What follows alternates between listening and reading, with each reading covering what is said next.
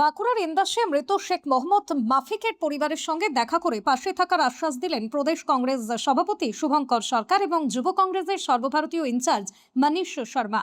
আজ মঙ্গলবার করিসুন্দা গ্রামে মৃতের বাড়িতে গিয়ে তাঁর স্ত্রী হাসিনা বেগমের সঙ্গে দীর্ঘক্ষণ কথা বলেন কংগ্রেস নেতারা।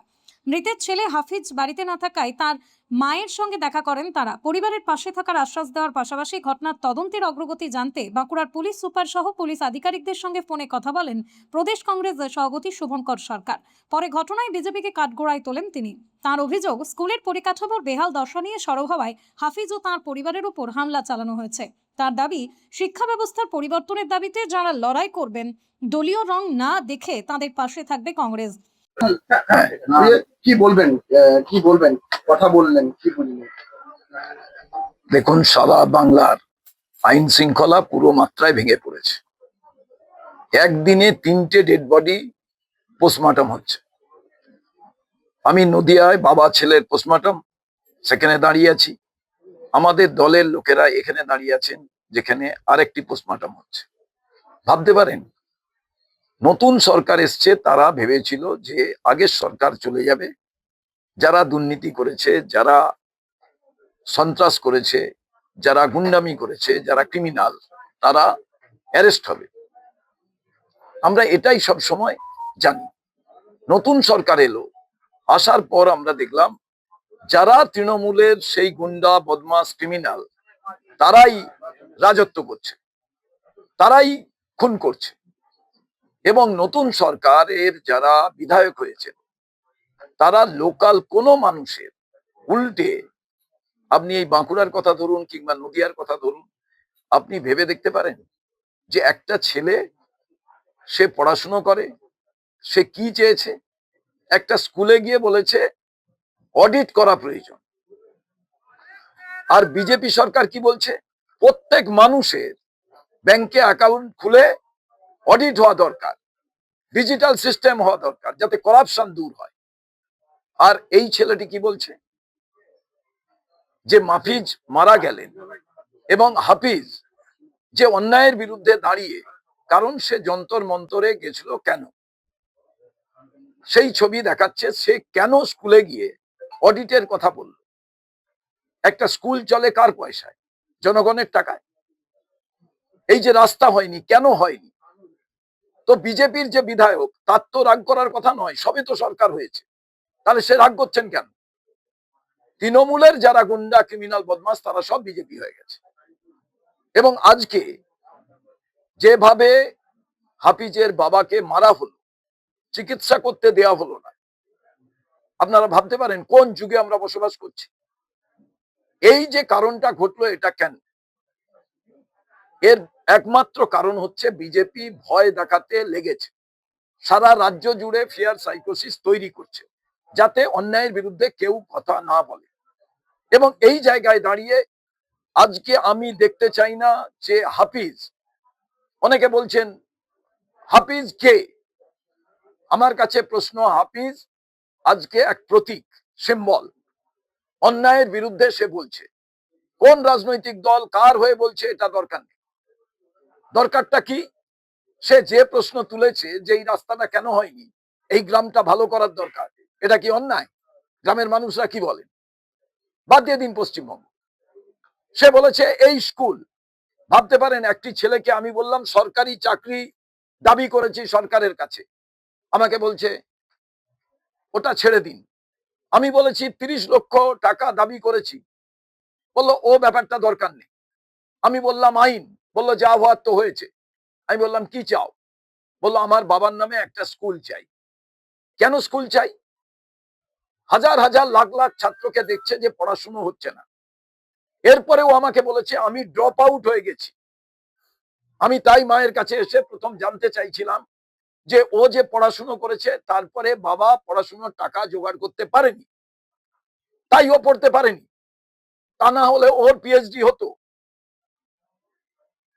আজকে তাই ও গ্রামের বাচ্চা বাচ্চা ছেলে মেয়েরা যাতে এই রাস্তায় কাদার উপর দিয়ে গিয়ে কোনো বাড়ির লোক তাদের পড়াতে পাঠাবে না। এই ছেলেটা এখান থেকে ট্রেনের টিকিট কেটে, প্রথম যখন আমি কথা বলি যে তুমি চলে গেলে, বললো হ্যাঁ ট্রেনের টিকিট কেটে গেলাম। আমি বললাম কেন? বললো এডুকেশন। আপনি ভাবতে পারেন বিবেকানন্দের ছবি লাগিয়ে মুখ্যমন্ত্রী শুভেন্দু অধিকারী প্রত্যেক জায়গায় গেরুয়া বসন করছেন। বিবেকানন্দের প্রথম কথা ছিল শিক্ষার সদ্ভাগ্যে উন্নতি, না হলে ভালো মন্দ আপনি বিচার করতে পারবেন না। এই ছেলেটা ড্রপ আউট হয়ে যাওয়ার পরও সে চাইছে, লোকে কি চায়, আমি পড়িনি অন্য লোকেরা না পড়ুক। ও প্রথম এসে কিন্তু রেশন দোকান খুঁজতে যায়নি, ও খুঁজতে গেছে গ্রামের স্কুলটা যাতে ভালো হয়। আমাকে বলছে ওয়ার্ল্ড ক্লাস স্কুল আমার এই গ্রামে ইন্দাসের ভেতরে হয়, যাতে আমার এখানে ছেলেদের বাইরে পড়তে যেতে না হয়। আর এখানকার পুলিশ লজ্জা করে না, তার ফোন নিয়ে নিয়েছে। আজকে এসপির সঙ্গে যখন কথা বলছি, ইনভেস্টিগেশন আছে, সব দালাল হয়ে গেছে পুলিশ। টিএমসির সময় যা ছিল একইভাবে কালকে আমাদের কথা দিলেন ভবানী ভবন ঘেরাও এতে যে কোনো আরো বিচার হবে না। আজকে বলছে এই জন, আজকে বলছে ওই জন। কাল রাত্রি 10টার সময় থানার পুলিশ এসছে, বলছে থানায় চলো। এরা কি ক্রিমিনাল? এরা কি দেশদ্রোহী? রাত্রি 10টায় যাবে?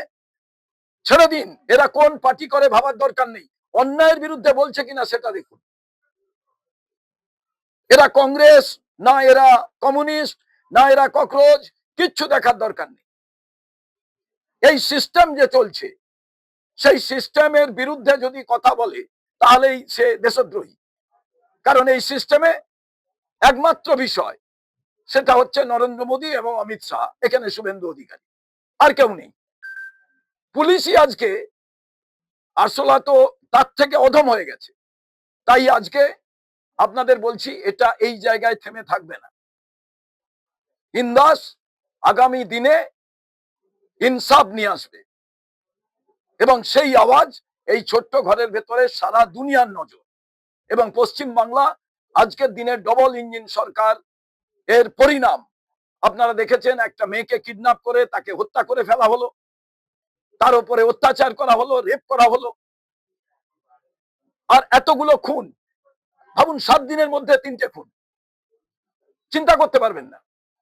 18টা বুলেট একটা শরীরে, এবং 2টো বুলেট অত্যাধুনিক, ভারতবর্ষে পাওয়া যায় কিনা সন্দেহ, কোথা থেকে আসছে। তো এই জায়গায় এরা বলেছিল যে পরিবারের সুরক্ষা। আমি বুঝলাম হাফিজ খারাপ, মাফিজ জি কি ছিল, নিরীহ লোক, তাকে মেরে ফেললেন, চিকিৎসা করতে দিলেন না। এবং হাসপাতালের যে অবস্থা তা তো কোনো ব্যাপার নয়। আপনারা বলেছিলেন ভয় আউট, ভরসা ইন। এই ভরসা যে বারে বারে শাসানো। কাল রাতের বেলা পুলিশ আধিকারিকদের বললাম ওরা যাবে না, দরকার হলে সকালে যাবে। কিন্তু আপনাদের বলে দিচ্ছি এভাবে চলবে না। আজকেও আমরা বলে যাচ্ছি পুলিশ প্রশাসনকে নিরপেক্ষ ভূমিকা পালন করুন। তার কারণ তৃণমূলের গুন্ডারা এই করতো, তৃণমূলের সরকার এই করতো। আমরা বলেছিলাম, আজ দেখেছেন পরিবর্তন হয়েছে, কেউ বেরোতে পারছে না, শুধু ক্রিমিনাল বদমাশরা বিজেপির আশ্রয়ে গেছে। বিজেপির এমএলএ থেকে, এমপি থেকে, মন্ত্রী থেকে আমরা বলছি, কারণ আমাদের নেতার নাম রাহুল গান্ধী, বলেছে ভয় দেখাবে না আর ভয় পাবে না, অতএব লড়াই চলবে, কেউ বিচার করবেন না এই ছেলেটি কি কথা বলছে। যে সত্যি কথা বলে সে কোন দলের দেখার প্রয়োজন নেই। সে যে সিস্টেমটার বিরুদ্ধে বলছে, সেই সিস্টেমটা যদি করাপ্ট সিস্টেম হয়, তাকে বদলাবার চেষ্টা সবাই করুন। কংগ্রেস তার পাশে আছে, কংগ্রেস থাকবে। দাদা, পুলিশ একটু এক্সটেন্ডেলে টুইট করেছে, তিনি বলছেন 15ই আগস্ট সকালে এই মাফিক নিজে বর্ধমান মেডিকেল কলেজে ভর্তি হন এবং তার রক্তচাপের খুব সমস্যা ছিল, ওঠানামা করছিল, এবং চিকিৎসায় প্রমাণ হয়েছে যে কোনো প্রাণঘাতী হামলা তার মধ্যে আর একটা অমিত শাহ এই রাজ্য চালাচ্ছে, সব ঝুটা। আপনারা সাংবাদিক বন্ধু, সব থেকে পাওয়ারফুল স্তম্ভ আপনাদের, সেটা হচ্ছে ডেমোক্রেসির, যেটা কংগ্রেস করে গেছিল, তাকে একেবারে ধূলিসাৎ করে দিয়েছেন। এরপরে সাংবাদিককে পেটাবে, পিটিয়ে বলবে আপনার ব্লাড প্রেসার বেশি ছিল, এবার বলবে আপনার কোলেস্টেরল বেশি ছিল, এবার বলবে আপনার হার্ট অ্যাটাক সেই কারণে হয়ে গেছে। এত মারার পর চিকিৎসা করতে দিলেন না, এখন বলছেন রক্ত চলাচল সঠিক ছিল না। সবগুলোর এনকোয়ারি হবে, আর 2029-এর পর আমরা বলছি, তখন কিন্তু বলবেন না, কাঁদবেন না। অন্যদিকে মনীষ শর্মার অভিযোগ, পুরনো ব্যবস্থার বিরুদ্ধে প্রশ্ন তোলার কারণে এই ঘটনা ঘটেছে। ঘটনার পিছনে সরকার, স্থানীয় বিধায়ক এবং সিন্ডিকেট জড়িত বলেও অভিযোগ করেন তিনি।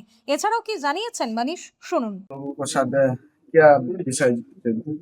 तो जैसे इससे पहले मैंने कहा है कि बातचीत हुआ है और कल से जो पूरे देश भर में अलग अलग वीडियोस के माध्यम से जो जानकारी मिली और यहाँ आके उस जानकारी को और पुख्ता किया है, तो सबसे बड़ी बात जो है कि हफीज के परिवार पे जो अटैक हुआ है 13 तारीख की रात को, और वो अटैक क्यों हुआ है और उसके पीछे कौन लोग हैं, इस पूरी बातचीत में एक सार निकल के आया है कि हफीज के परिवार पे अटैक करने वाले और हफीज के फादर का जिसके कारण इंतकाल हुआ है, हफीज को गहरी चोटें आई हैं, एक संस्थागत हत्या है, एक संस्थागत अटैक है।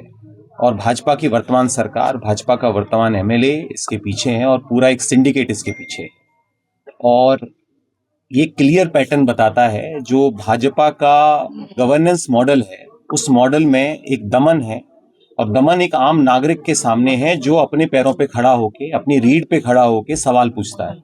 तो हफीज सिर्फ सवाल पूछ रहे हैं, सिस्टम से सवाल पूछा है कि स्कूल को दुरुस्त कैसे किया जाए। कैसे आप लोग आए होंगे, ना सड़क है, आप हम सब घुटनों तक कीचड़ में पैदल चलते चलते इस घर में पहुंचे। तो ये बताता है कि सिस्टम जो है ऊपर से नीचे तक भ्रष्ट है, करप्ट है। इससे पहले 15 साल यही सिस्टम टीएमसी के साथ था, वही सिस्टम आज के वक्त में भाजपा के पास है। और ये सिस्टम जो है, अगर आपसे सवाल करोगे तो ये इसके बदले में आपके घर पे अटैक करेगा, आपको मारेगा, पीटेगा, और उसके साथ साथ ये जो पुलिस है, इसका ये जो शपथ लेती है संविधान की अपने नागरिक को सुरक्षा देने की, उसके बदले वो सिस्टम के साथ, भाजपा के गुंडों के साथ मिली हुई।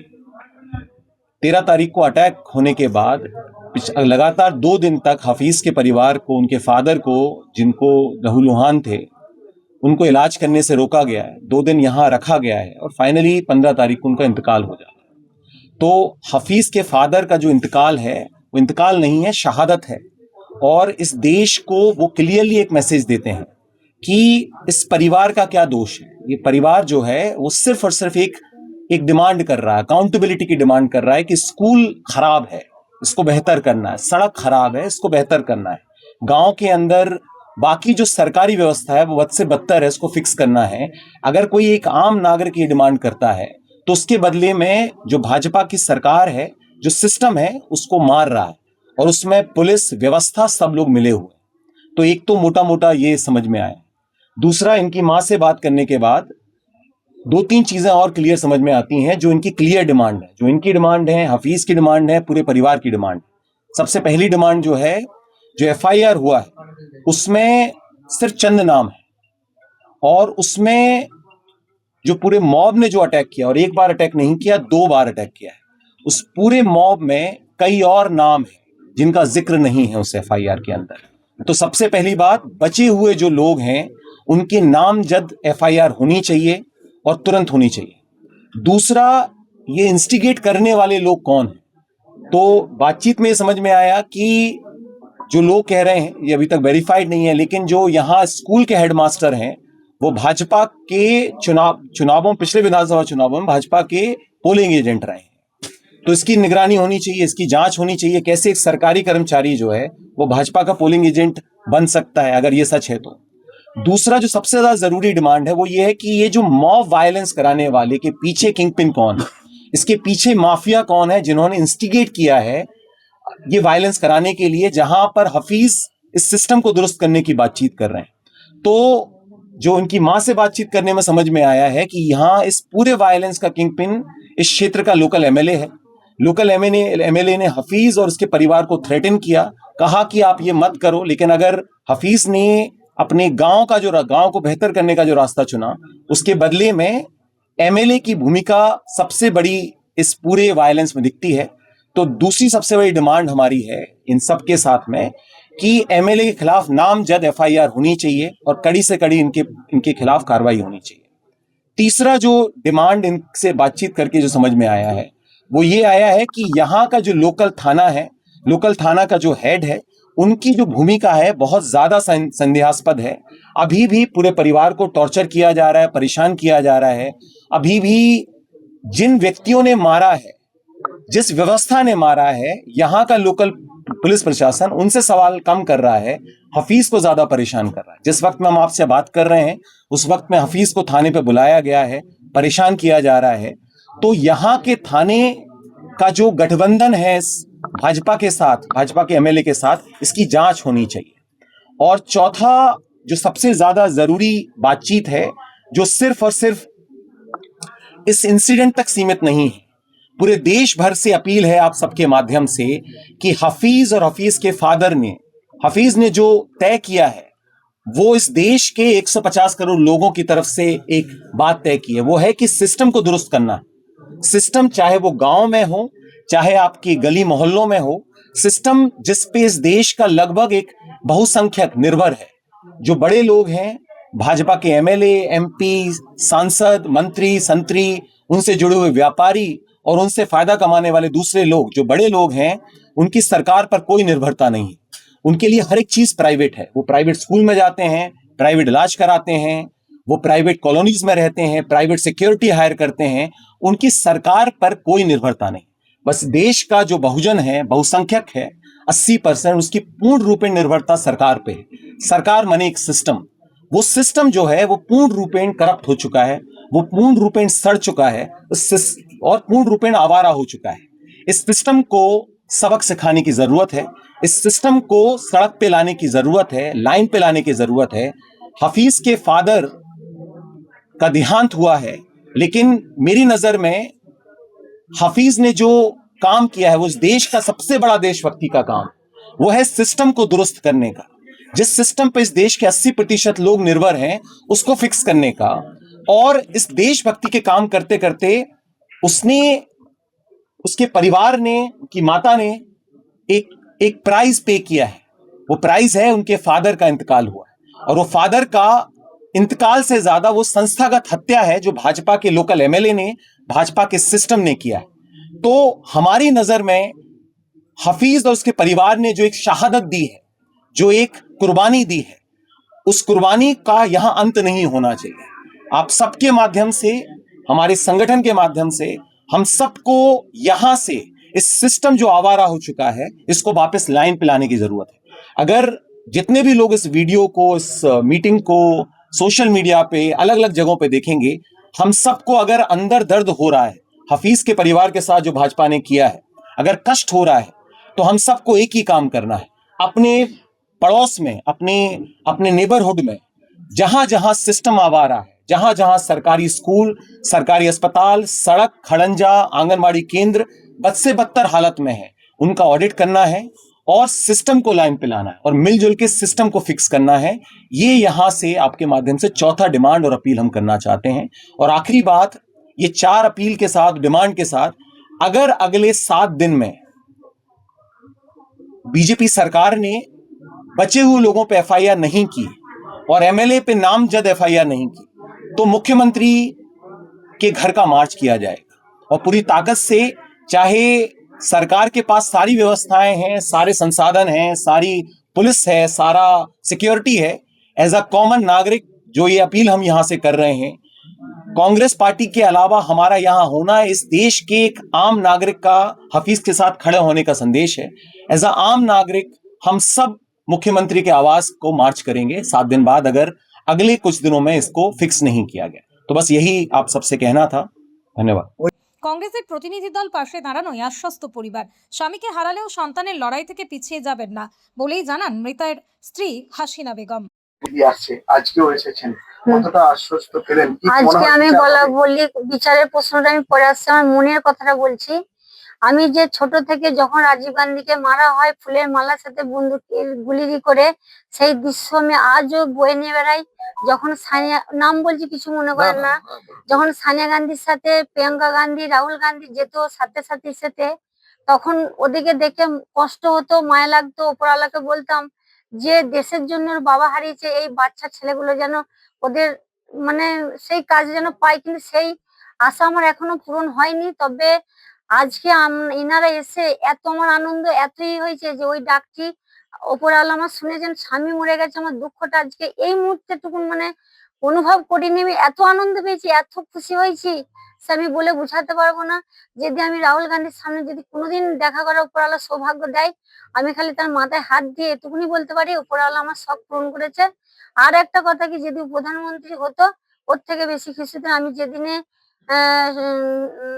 শুভেন্দু অধিকারী সিটে বসেছিলেন, হয়তো আনন্দ পেয়েছি না দুঃখ পেয়েছি সেটা আমি বলতে পারবো না।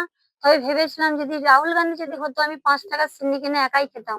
তখন আমার যারা বলেছিল যে তুমি মাত্র 5 টাকার সিন্নি কিনে খাবে, আমাদেরকে ভাগ দেবে না, আমি বলছি না, এই আনন্দ শুধু আমি একাই অনুভব করবো, আমি কাউকে অনুভব করতে দেবো না। তবে আজকে তার প্রতিনিধি দল আপনার বাড়িতে এসেছে। প্রচুর প্রচুর খুশি হয়েছে আজকে যে আমার স্বামী যে মারা গেছে আর গেছে, সেটা আমার অন্তত এই মুহূর্তে 1 সেকেন্ডের জন্য মানে আমি হারিয়ে ফেলেছি। কি মনে হয় আপনার স্বামীর যে মৃত্যু হয়েছে তার সঠিক বিচার হবে? সেটা বিচার হবে না বলতে পারবো না, তবে হওয়া তো উচিত।